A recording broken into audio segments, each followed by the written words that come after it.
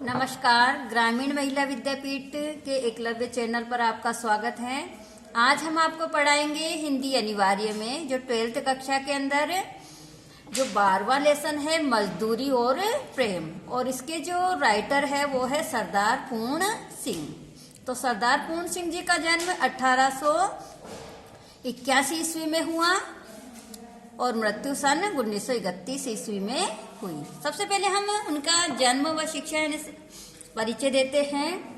सरदार पूर्ण सिंह हिंदी के मूर्धन्य निबंधकार है, यानी श्रेष्ठ क्या माने जाते हैं, निबंधकार माने जाते हैं।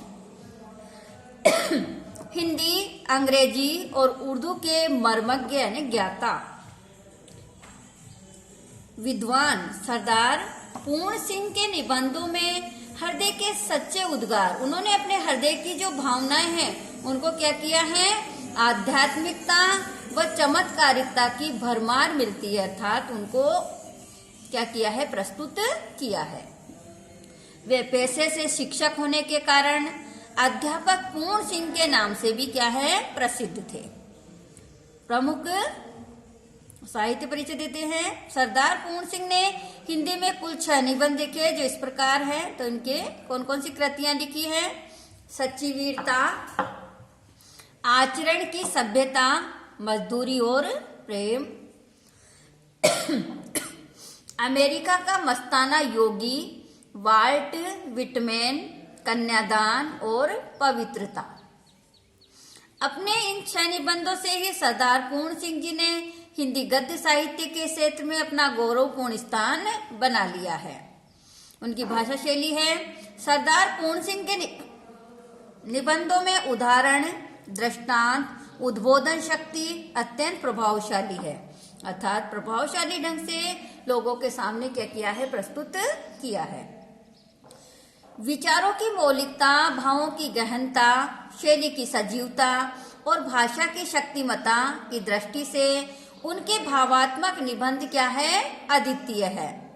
चित्रात्मकता और प्रभावपूर्णता इनका विशिष्ट गुण है, यानी कि जैसे जैसे हम लेसन को पढ़ते जाते हैं वैसे वैसे ऐसे लगता है सारे चित्र हमारे दृष्टि पटल पर बनते जा रहे हैं। शब्द चयन में लाक्षणिकता का गुण विद्यमान है। तो इसमें जो सरदार पूर्ण सिंह ने जो मजदूरी और प्रेम लिखा है वो उसके माध्यम से वो क्या कहना चाहते हैं, इस बात को समझाते हुए कहते हैं कि प्रस्तुत निबंध मजदूरी और प्रेम में मेहनत कश लोगों के श्रम और उसके सच्चे मूल्य की विवेचना की गई है कि मेहनत करने वाले जो व्यक्ति होते हैं वो जीवन में उनका सच्चा मूल्य क्या होता है और किस प्रकार की हाथों से किया हुआ जो कार्य है वो हमें क्या देता है, आनंद देता है। किसान का खेती करना, उन्होंने ये बताया है कि कौन कौन से काम हम मशीनों से नहीं करके हाथों से करने चाहिए। तो किसान का खेती करना, गडरिये का भेड़ चराना तथा किसी मजदूर द्वारा किए गए कार्य का मूल्य केवल पैसे से नहीं आंका जा सकता। इन श्रमशील लोगों की साधना, महानता व त्याग का मूल्य उनके प्रति स्नेह का भाव अपने हृदय में रखें। प्रेम व सम्मान व्यक्त करके ही चुकाया जा सकता है। तो ये सबसे इम्पोर्टेंट बात है इस लेसन की कि जो मजदूर करते हैं व्यक्ति उनका मूल्य हम पैसों से नहीं चुकाकर किससे चुकाना चाहिए, हमें प्रेम और सद्भावना से, सम्मान से चुकाना चाहिए। उनसे प्रेम करना चाहिए, उनका सम्मान करना चाहिए, उनके कार्य को हमें क्या देना चाहिए, महत्व देना चाहिए। हमारा यह कर्तव्य बनता है कि उनके प्रति श्रद्धा और स्नेह का भाव अपने हृदय में रखें। ईश्वर के सच्चे प्रतिनिधि वही है। कौन है ईश्वर के सच्चे प्रतिनिधि? जो हाथों से काम करते हैं, जो मजदूर है, जो श्रमिक है, जो कठोर श्रम करते हैं तथा सज्जनता और ईमानदारी से जीवन व्यतीत करते हैं। मजदूरी और प्रेम में सबसे पहले उन्होंने हल चलाने वाले व्यक्तियों का वर्णन किया है। हल चलाने वाले और भेड़ चराने वाले प्राय स्वभाव से ही साधु यानी सज्जन होते हैं, अर्थात उनके मन के अंदर किसी भी प्रकार का छल कपट नहीं होता है। हल चलाने वाले अपने शरीर का हवन किया करते हैं, यानी कि अपने शरीर से जो निकलने वाली पसीने की जो बूंदें होती है उसको क्या करते हैं, वो उस धरती के अंदर सींचते हैं। खेत उनकी हवनशाला है, उनके हवन कुंड की ज्वाला ही किरणें चावल के लंबे और सफेद दानों के रूप में निकलती है। गेहूं के लाल लाल दाने इस अग्नि की चिंगारियों की डालियां सी है। मैं जब कभी अनार के फूल और फल देखता हूँ तब मुझे बाग के मालिक का रुधिर याद आता है कि किस प्रकार उसने अपने खून को उन बगीचों के अंदर सींचा है, जिसके कारण ही जो अनार के दाने हैं वो क्या हो गए हैं, लाल हो गए हैं। उनकी मेहनत के कण जमीन से गिरकर उगे हैं, हवा तथा प्रकाश की सहायता से मीठे फलों के रूप में नजर आ रहे हैं। किसान मुझे अन्न में, फूल में, फल में आहुति देता हुआ सा दिखाई देता है। किसान किस किस में आहुति देता है अपने शरीर की, जब वो अन्न उगाता है और फूल निकलते हैं, उनसे फल बनते हैं, उनसे वो जीवन में क्या देता है, अपने शरीर के, अपने पसीने के, अपने खून की आहुति देता है। कहते हैं ब्रह्माहुति से जगत पैदा हुआ। ये कहा जाता है कि ब्रह्मा ने क्या दी, आहुतियां दी, जिससे संसार में मनुष्यों का जन्म हुआ। उसी प्रकार एक किसान भी अपने शरीर का होम करता है, जिससे अन्न पैदा होता है। अन्न पैदा करने से किसान भी ब्रह्मा के समान है।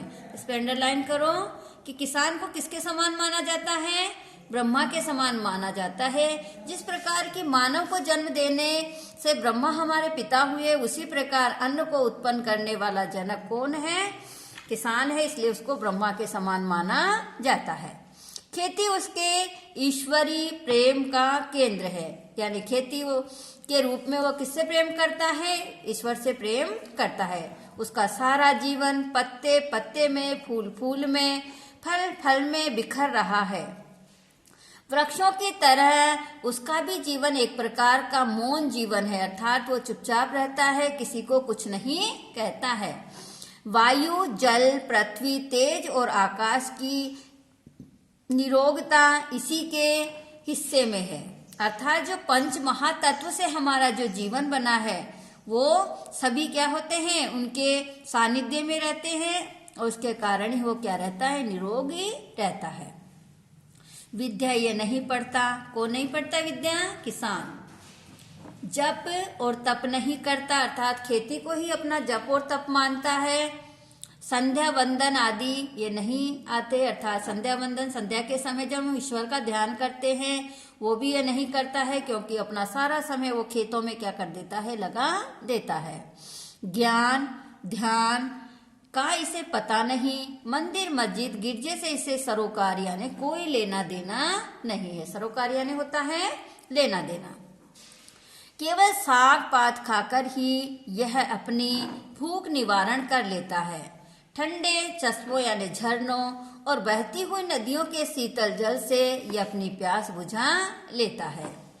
प्रातः काल उठकर ये अपने हल बेलों को नमस्कार करता है। जिस प्रकार की हम उठते ही ईश्वर को नमस्कार करते हैं, तो किसान किसको नमस्कार करता है, अपने हल और बेलों को नमस्कार करता है और हल जोतने चल देता है। दोपहर की धूप इसे भाती है यानी अच्छी लगती है। इसके बच्चे मिट्टी ही में खेल खेल कर बड़े हो जाते हैं। इसको और इसके परिवार का बेल और गांवों से प्रेम है, उनकी यह सेवा करता है। पानी बरसाने वाले के दर्शनार्थ आंखें नीले आकाश की ओर उठती है। पानी बरसाने के लिए जो इंद्रदेव है उनकी ओर क्या करता है, वो आशा की दृष्टि से देखता है। नयनों की भाषा से प्रार्थना करता है, और ऐसे नहीं है कि ईश्वर में ध्यान लगाकर बैठ जाता है। नैनों की भाषा से क्या करता है, ईश्वर से प्रार्थना करता है कि वो उनके जिससे खेती को उसने किया है उसके लिए पानी बरसाए। साय और प्रातः, दिन और रात विधाता इसके हृदय में अनिचिंतनीय और अद्भुत आध्यात्मिक भावों की वृष्टि करता है यानी बरसाता है। यदि कोई इसके घर आ जाता है तो यह उनको मृदु वचन, मीठे जल और अन्न से तृप्त करता है। तो इस पे अंडरलाइन करो। किसान क्या देता है? यदि कोई आगंतुक उसके घर आ जाता है तो उससे वो मीठे वचनों के द्वारा, मीठे जल के द्वारा अन्न से क्या कर देता है? तृप्त करता है। धोखा ये किसी को नहीं देता। यदि इसको कोई धोखा दे भी दे तो इसे ज्ञान नहीं होता है, क्योंकि इसकी खेती हरी भरी है, इसका कोई नुकसान नहीं होता है। गाय इसकी दूध देती है, स्त्री इसकी आज्ञाकारिणी है, मकान इसका पुण्य और आनंद का स्थान है। इसलिए लोग उसको क्या देते हैं? धोखा देते, तो भी उसको पता नहीं चलता है। पशुओं को चराना, नहलाना, खिलाना, पिलाना, उसके बच्चों को अपने बच्चों की तरह सेवा करना, खुले आकाश के नीचे उसके साथ रातें गुजार देना क्या स्वाध्याय से कम है? स्वाध्याय यानी जो स्वयं पढ़ते हैं उनसे क्या कम है? दया, वीरता और प्रेम जैसा इन किसानों में देखा जाता है, अन्यत्र मिलने का नहीं, यानी दूसरी जगह हमें मिल नहीं सकता। गुरु नानक ने ठीक ही कहा है, भोले भाव मिले रघुराई, कि यदि हमारे हृदय के अंदर भोले भाले भाव है तो अपने आप ही हमें क्या हो जाते हैं? ईश्वर की प्राप्ति हो जाती है। भोले भाले किसानों को ईश्वर अपने खुले दीदार के दर्शन देता है, यानी खुले मन से क्या देता है? दर्शन देता है। उनकी फूस की छतों में से सूर्य और चंद्रमा छन छन कर उनके बिस्तरों पर पढ़ते हैं। ये प्रकृति के जवान क्या है? साधु है। तो इस पर अंडरलाइन करो, ये प्रकृति के कौन है? जवान है, और साधु यानी सज्जन है। जब कभी मैं इनके बेमुकुट गोपालकों के दर्शन करता हूँ, अर्थात इनमें मैं किसके दर्शन करता हूँ? श्री कृष्ण के दर्शन करता हूँ। मात्र उनके सिर पर क्या नहीं है? मुकुट नहीं है। मेरा सिर स्वयं ही झुक जाता है। जब मुझे किसी फकीर के दर्शन होते हैं तब मुझे मालूम होता है कि नंगे सिर, नंगे पांव, एक टोपी सिर पर, एक लंगोटी कमर में, एक काली कमली कंधे पर, एक लंबी लाठी हाथ में लिए हुए, गांवों का मित्र, बेलों का हमजोली, पक्षियों का हमराज, महाराजाओं का अन्नदाता, यानी बड़े बड़े राजा महाराजाओं को भी अन्न देने वाला, बादशाहों को ताज पहनाने और सिंहासन पर बिठाने वाला। कैसे माना जाता है? क्योंकि वो अन्न खिलाता है, तभी उनका शरीर क्या होता है? हष्ट पुष्ट होता है और शक्ति से संपन्न होता है। तो वो क्या बनते हैं? बादशाह बनते हैं, उनको सिंहासन दिलाता है।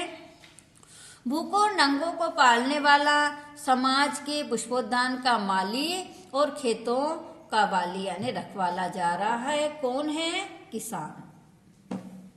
आगे देखते हैं गडरिये का जीवन। एक बार मैंने एक बुढ़े गडरिये को देखा। घना जंगल है, तो उसने घने जंगल के अंदर क्या देखा? गडरिये को, जो भेड़ चराता है, उसको भेड़ों को चराते हुए देखा। हरे हरे वृक्षों के नीचे उसकी सफेद यानी सफेद ऊन वाली भेड़े अपना मुंह नीचे किए हुए कोमल कोमल पत्तियां खा रही है। गडरिया बैठा आकाश की ओर देख रहा है। ऊन काटता जाता है। उसकी आंखों में प्रेम लाली छाई हुई है।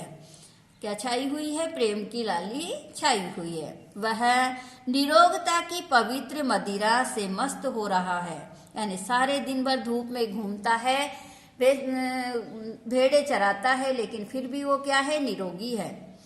बाल उसके सारे सफेद हैं, और क्यों ना सफेद यानी सफेद हो, क्योंकि उसकी भेड़ों का रंग भी कैसा है? सफेद है। भेड़ों का मालिक जो ठहरा, परंतु उसके कपोलों यानी गालों से लाली फूट रही है। बर्फानी देशों में वह मानो विष्णु के समान क्षीर सागर में लेटा है। जैसे दूध के सागर में भगवान विष्णु लेटे रहते हैं ना, उसी प्रकार बर्फ के जो पहाड़ है उन पर वो सोता हुआ दिखाई दे रहा है। उसकी प्यारी स्त्री उसके पास रोटी पका रही है। उसकी 2 जवान कन्याएं उसके साथ जंगल जंगल भेड़ चराती घूमती है। अपने माता पिता और भेड़ों को छोड़कर उन्होंने किसी और को नहीं देखा। मकान इनका बेमकान है, अर्थात एक टूटी फूटी झोपड़ी है। घर इनका बेघर है। ये लोग बेनाम और बेपता है। क्यों है? क्योंकि जहाँ जहाँ भी घास होती है वहीं पर भेड़ों को ले जाते हैं, वहीं चराते रहते हैं। किसी के घर में न घर कर बैठना इंदारे, फानी में ठिकाना बेठिकाना और मको बरकला मको रखना। ये कभी भी क्या नहीं करते हैं, घर किसी के घर में घर कर बैठना, ऐसे दारे फानू यानी कि वो एक स्थायी मकान नहीं बनाते हैं और हमेशा क्या रहते हैं, बेठिकाना होकर घूमते रहते हैं और हमेशा मस्त रहते हैं। इन दिव्य परिवार की कुटी की जरूरत नहीं है, जहाँ जाते हैं एक घास की झोपड़ी बना लेते हैं। दिन को सूर्य, रात को तारागण इनकी क्या है, सखा यानी मित्र है। गडरिये की कन्या पर्वत के शिखर के ऊपर खड़ी सूर्य का अस्त होना देख रही है। सूर्य का क्या होना देख रही है, अस्त होना देख रही है। उनकी सुनहरी किरणें इनके लिए लावण्यमय यानी सुंदर मुख पर पड़ रही है। उस गडरिये की लड़की के सुंदर मुख पर गिर रही है। यह सूर्य को देख रही है और वह इसको देख रहा है। कौन देख रहा है, सूर्य। हुए थे आंखों के कल इशारे, इधर हमारे उधर तुम्हारे। चले थे अश्कों के क्या फंवारे, इधर हमारे उधर तुम्हारे। इस प्रकार वो प्रकृति से क्या करती है, आंखों के इशारों से बातें करती है। बोलता कोई भी नहीं है, न तो प्रकृति बोलती है न वो गडरिये बोलते हैं। सूर्य उसकी युवावस्था की पवित्रता पर मुग्ध है और वह आश्चर्य के अवतार सूर्य की महिमा के तूफान में पड़ी नाच रही है। क्या हो रही है, मदमस्त होकर नाच रही है। इनका जीवन बर्फ की पवित्रता से पूर्ण और वन की सुगंधि से सुगंधित है। इनका मुख, शरीर और अंतःकरण सफेद, इनकी बर्फ, पर्वत और भेड़ें सफेद है। अपनी सफेद भेड़ों से यह परिवार शुद्ध सफेद ईश्वर के दर्शन करता है। जो खुदा को देखता हो तो देखता हूँ तुमको। कवि सरदार, वो जो लेखक सरदार पूर्ण सिंह है, वो कहते हैं कि यदि मुझे ईश्वर को देखना है तो मैं किसको देखता हूँ, इन मेहनत कश लोगों को देखता हूँ। मैं देखता हूँ तुमको जो खुदा को देखना हो। यदि मुझे ईश्वर को देखना है तो मैं तुम्हें देखता हूँ। भेड़ों की सेवा ही इनकी पूजा है।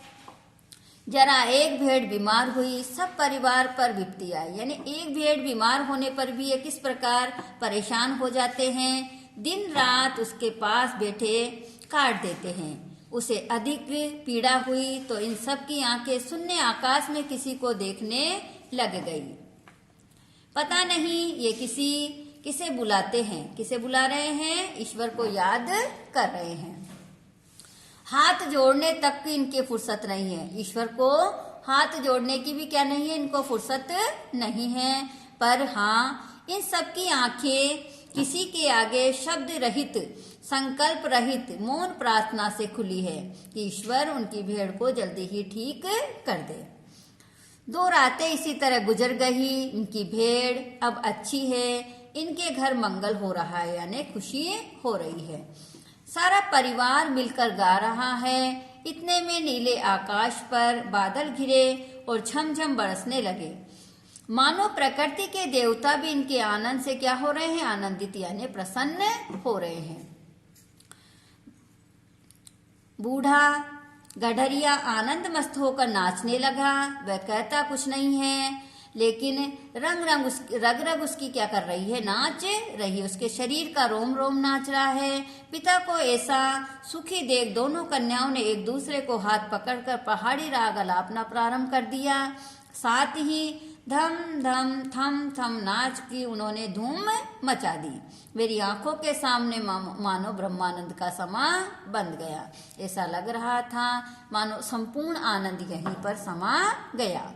मेरे पास मेरा भाई खड़ा था। मैंने उसने कहा, भाई अब मुझे भी भेड़े दो। मुझे लेखक को ऐसे लगने लगा कि प्रकृति का जो आनंद है, जीवन का आनंद है, वो यही है। ऐसे ही मूक जीवन से मेरा भी कल्याण होगा। विद्या को भूल जाऊं तो अच्छा है, मेरी पुस्तकें खो जाए तो उत्तम यानी सबसे श्रेष्ठ है। ऐसा होने से कदाचित इस वनवासी परिवार की तरह मेरे दिल के नेत्र खुल जाए। और मैं ईश्वरीय झलक देख सकूं, यानी ईश्वर के दर्शन कर सकूं। चंद्र और सूर्य की विस्तृत ज्योति में जो वेद गान हो रहा है उसे इस गडरिये की कन्याओं की तरह मैं सुन तो न सकूं, परंतु कदाचित प्रत्यक्ष देख सकूं। कहते हैं ऋषियों ने भी इसको देखा ही था, सुना न था। पीड़ितों की उटपटांग बातों से मेरा जो उगता गया है, मेरा जी क्या हो गया है, परेशान हो गया है। प्रकृति की मंद मंद हंसी में ये अनपढ़ लोग ईश्वर के हंसते हुए होठ देख रहे हैं। पशुओं के अज्ञान में गंभीर ज्ञान छिपा हुआ है। पशुओं के अज्ञान में ही क्या छिपा हुआ है, जीवन का ज्ञान छिपा हुआ है। इन लोगों के जीवन में अद्भुत आत्मानुभव भरा हुआ है। गडरिये के परिवार की प्रेम मजदूरी का मूल्य कौन दे सकता है, अर्थात हम इनके प्रेम और मजदूरी का मूल्य नहीं चुका सकते। इन मेहनत कश लोगों का, श्रम करने वाले लोगों का मूल्य तो हम किससे चुका सकते हैं, यानी कि निर्जीव वस्तुएं यानी पैसों से नहीं चुकाकर हम प्रेम और सद्भावना के द्वारा ही चुका सकते हैं।